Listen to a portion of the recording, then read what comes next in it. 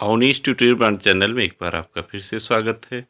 देखिए, जैसा कि आप थंबनेल में देख भी रहे होंगे कि लेखपाल भर्ती परिणाम से आहत पीएचओएच, दिव्यांग अभ्यर्थियों का 5 फरवरी विधानसभा घेराव फेल क्यों हुआ? दिव्यांग अभ्यर्थी अब क्या करें? पीएचओएच धरना। तो क्या है अपडेट 5 फरवरी की? कंक्लूजन क्या रहा? चलिए उसी की चर्चा करते हैं। और वीडियो पसंद आए तो वीडियो को लाइक ज़रूर करें और चैनल पर नए हो तो प्लीज़ चैनल को सब्सक्राइब कर लें। दोस्तों में ज़्यादा से ज़्यादा वीडियो को शेयर करें, जिससे अपने इन सभी दिव्यांग भाई बहनों की बात जो है सभी तक पहुंच सके। वैसे तो आपको मालूम ही है कि लेखपाल भर्ती 2022 8,085 पदों के लिए होती है और उसमें चलन क्रिया प्रभावित जो भी दिव्यांग अभ्यर्थी हैं उनको उनके नोटिफिकेशन में लिया गया था, लेकिन परीक्षा भी यूपीटीपीएससी करवा लेता है और साथ में लेखपाल भर्ती एग्ज़ाम का रिजल्ट भी जारी करता है और डीबी भी करवा लेता है यूपीटीपीएससी आयोग। और 30 दिसंबर को जब रिजल्ट आता है तो रिजल्ट में 188 पदों को छोड़कर रिजल्ट जारी किया जाता है, जिससे आहत ये दिव्यांग भाई बहन लगातार 3 जनवरी से इको गार्डन पार्क में तरह तरह का प्रयास कर रहे हैं धरने पर बैठकर, और किस प्रकार से अपने खाने पीने की व्यवस्था कर रहे हैं ये भी बहुत बड़ी बात है। किस ढंग से उत्तर प्रदेश के 75 जनपद से ये अभ्यर्थी इकट्ठा होते हैं ये भी बहुत बड़ी बात है। ये देखिए 5 फरवरी को सभी इकट्ठा हुए थे कि चूँकि विधानसभा सत्र 5 फरवरी 2024 से चालू हुआ है, इस वजह से ये अपनी बात पहुंचाने के लिए विधानसभा घेराव के लिए पहुंचते हैं, लेकिन प्रशासन इन्हें जो है रास्ते में ही रोक लेता है और इन्हें कहता है कि आप जाइए, आप अपने धरने को भी समाप्त करिए। ये देखिए, आप अपने धरने को भी समाप्त करिए, आपकी बात जो है पहुंचेगी और आप 15 फरवरी तक कुछ न करिए। 15 फरवरी के बाद जो है आपको जिसके प्रति आप लगे हुए हैं उसका परिणाम आपको मिलेगा। लेकिन ये सब झूठी अफवाहें हैं। ये अभ्यर्थी देखिए कहाँ कहाँ से आए हैं। सभी अभ्यर्थियों को एक जगह इकट्ठा होने में कितना प्रयास करना पड़ता है, लेकिन क्षण भर में ये धरना विफल हो जाता है। इनको जो है ये देखिए प्रशासन के ही व्यक्ति हैं और क्या कर रहे हैं कि केवल सभी से जानकारी हासिल कर ले रहे हैं और क्या माने सबकी क्या मंशा है, नाम नोट कर ले रहे हैं और उसके बाद इनको जो है घर वापसी की सलाह देते हैं कि आपका परिणाम आएगा, लेकिन 15 फरवरी के बाद तब तक आप कुछ न करिए। आखिर में प्रश्न ये देखिए वही कार्य कर रहे हैं।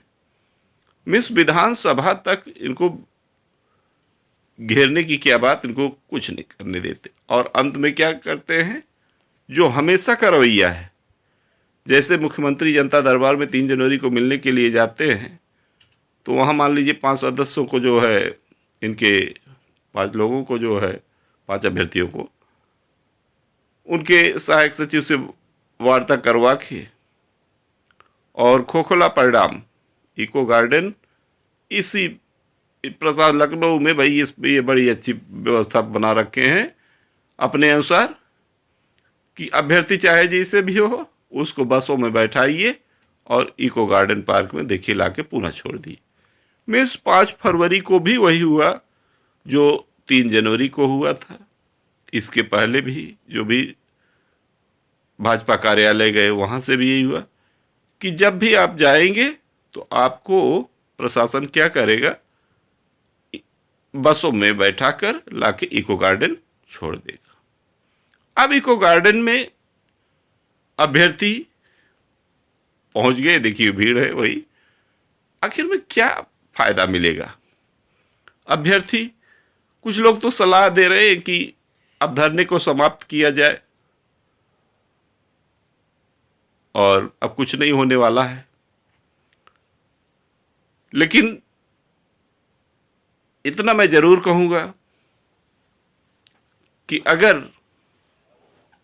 प्रयास जारी रहा तो सफलता अवश्य मिलेगी, और प्रयास जहां छोड़ दिए तो सफलता कोसों दूर चली जाएगी।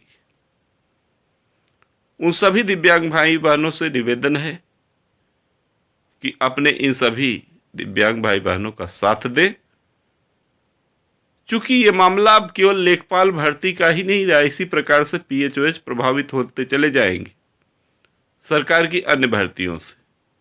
आखिर में कब तक? तो ये कब तक आप घरों में बैठे रहेंगे भाई? ये बात तो थोड़ी सी हमारे ख्याल से लाजमी बनती। हाँ, अपनी बात अगर माननीय मुख्यमंत्री जी के पास पहुंचे, वो कुछ बयान कर दें, तब आप अपने घरों को जाइए, बहुत अच्छी बात है।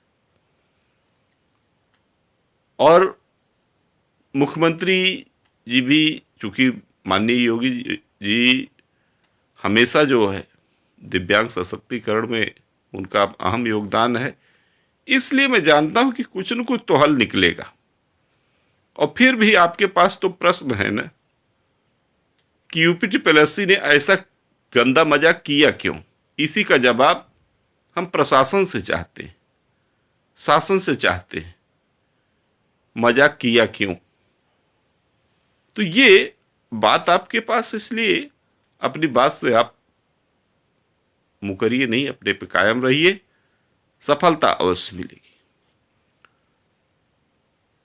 और देखिए, किसी ने कमेंट करके भी कहा कि ट्विटर अभियान चलाया जाए और दुनिया को दिखाया जाए कि भारत में सरकार किस तरह दिव्यांगों के साथ कैसे अन्याय कर रही है। तो सही है, ट्विटर अभियान भी होना चाहिए, लेकिन धरना छोड़कर नहीं। एक भाई ने, दिव्यांग भाई ने एक और कमेंट अच्छा किया था कि 2018 रेलवे ग्रुप डी की भर्ती में भी दिव्यांग भाइयों को वैसे ही किया गया था, ऐसे ही उनके साथ किया गया था कि 2019 में 20 दिनों तक इसके लिए वो धरने पर दिल्ली में बैठे रहे, और धरना जैसे ही खत्म करने की कोशिश की गई, लेकिन जैसे धरना खत्म हुआ नौकरी खत्म हो गई। और कोर्ट में जो कोर्ट की बात करते हैं उसी को लेकर तो इनका कमेंट बहुत ही सराहनीय है सभी दिव्यांग भाई बहनों के लिए कि अगर कोर्ट, तो कोर्ट की कभी भी केवल डेट पर डेट लगती है, उसका कोई डिसीजन नहीं होता। और इन्होंने ये भी कहा है कि आप लोगों के लिए एक ही सलाह है, धरना खत्म मत करना। आप लोगों की मांगे जायज हैं, विकलांगों की वैकेंसी खाली नहीं जानी चाहिए, विकलांग एकता जिंदाबाद। बहुत ही सराहनीय शब्द हैं, सराहनीय सलाह है सभी दिव्यांग भाई बहनों के लिए। धरना अगर समाप्त तो समझ लीजिए कि पीएचओएच के लिए नौकरी भी समाप्त, क्योंकि इसका उत्तर मिलना जरूरी है। अगर उत्तर नहीं मिला तो जान लीजिए कि कुछ नहीं होने वाला। और मैं अपनी ही बात दोहराता हूं कि अंदाजे से न नापिए किसी इंसान की हस्ती, ठहरे हुए दरिया अक्सर गहरे हुआ करते। आप अपने आप को छोटा मत समझिए, छोटा मत आकिए। आप में भी बहुत गहराई है। निश्चित तौर पर आपकी बात देश नहीं, प्रदेश नहीं, देश में पहुंचेगी। कुछ तो होगा, कुछ तो भला होगा। इसलिए आप लगे रहिए। हमारी समझ से तो धरना ठीक है, जो भी आप निर्णय लें, लेकिन हम इतना जरूर कहेंगे कि यूपी ट्रिपल एससी से बगैर जवाब के धरना समाप्त करना उचित नहीं। आखिर में 1 महीने इतनी कड़ाके की ठंड में जो त्याग किए, उसका क्या उत्तर मिला? उत्तर यही मिला कि भाजपा कार्यालय का घेराव, कोई फायदा नहीं, बस आई प्रशासन की, इको गार्डन पहुंचा दिया। विधानसभा घेराव का प्रयास किया, प्रशासन की बस आई, इको गार्डन पहुंचा दिया। मुख्यमंत्री जनता दरबार आप पहुंचने की कोशिश किए, कुछ नहीं, केवल लॉलीपॉप उठा के ले आके इको गार्डन कर दिया। यूपी ट्रिपल एससी गए, सचिव जी ने कहा बस अगली भर्ती मौका देंगे। लेखपाल मीन्स राजस्व विभाग गए, वहां से कोई बात नहीं। समाज कल्याण विभाग गए, कुछ नहीं।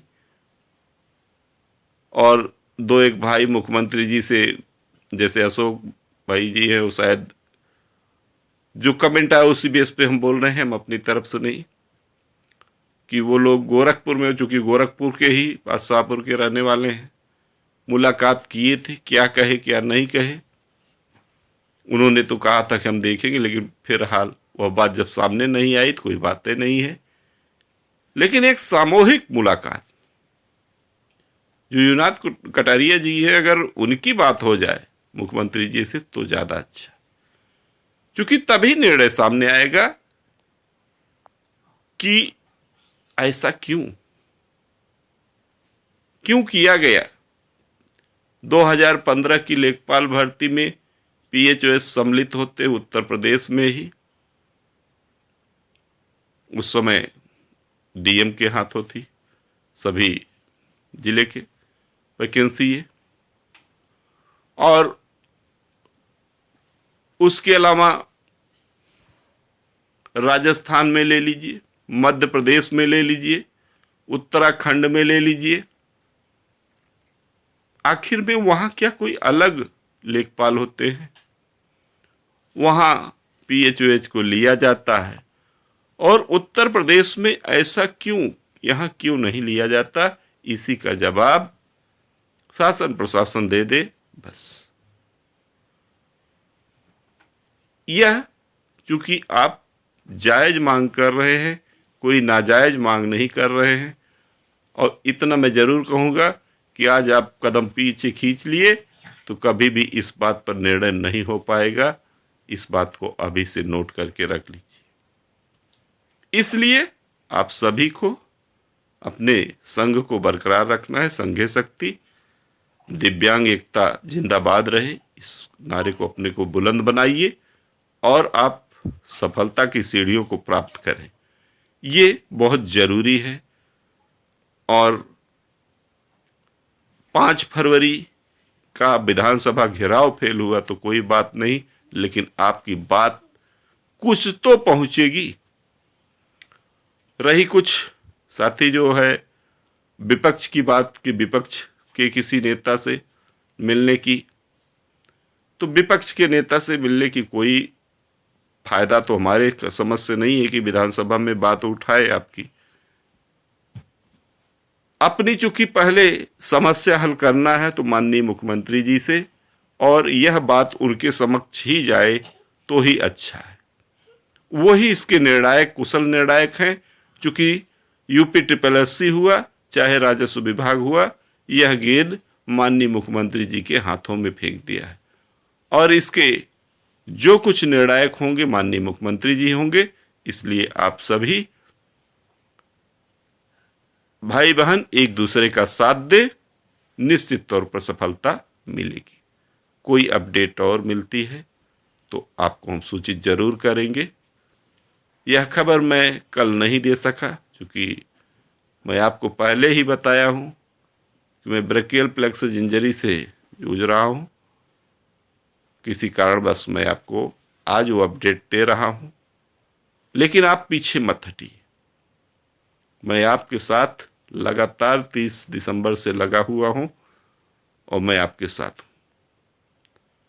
तो बस इतना ही। वीडियो पसंद आई हो तो वीडियो को लाइक ज़रूर करें और दोस्तों को शेयर करना न भूलें। चैनल पर नए हो तो प्लीज़ चैनल को सब्सक्राइब कर रखें, जिससे कोई भी अपडेट आपसे छूटने ना पाए। और इतना ज़रूर करेंगे, एक बार अंतिम में सभी दिव्यांग भाई बहनों से यही निवेदन है कि आप सभी को एक होना पड़ेगा, आपको अपने घरों से निकलना पड़ेगा, सभी एक दूसरे का साथ दें। सफलता संघ में मिलती है, संघे शक्ति। बस इतना ही। और इसी बात से हम फिर आपसे कहेंगे कि नेक्स्ट कोई अपडेट आती है तो आपके समक्ष होगी। तो बस इतना ही। Okay, thank you.